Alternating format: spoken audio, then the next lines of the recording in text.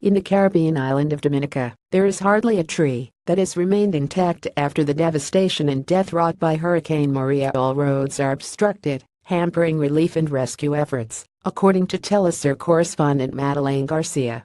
Related Dominica PM Scarrett, we've never seen such destruction. UNICEF reported that the entire child population, some 23,000 children, are in a vulnerable situation, particularly due to the scarcity of clean drinking water. The end result has been increased incidence of dehydration.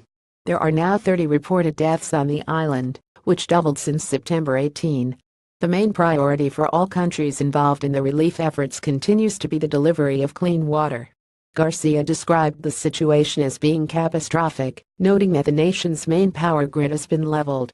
Rescue workers and medics from Venezuela and Cuba are operating in some of the most isolated zones on the island. These areas, which include small towns and forest villages that have been totally destroyed, are mostly disconnected from the capital of Roseau. At least 5 countries, including Barbados, Trinidad and Tobago, France, the UK and Germany, have sent military personnel to help maintain security. Also, a nationwide curfew has been imposed from 4 p.m. until 9 a.m. to avoid further health issues.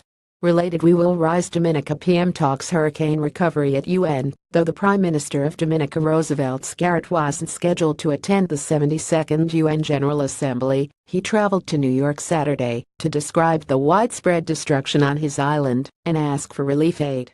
Calling for action on global climate change, Scarrett stressed the need for all countries to do more, especially for the safety of those smaller nations that bear the brunt of the destruction.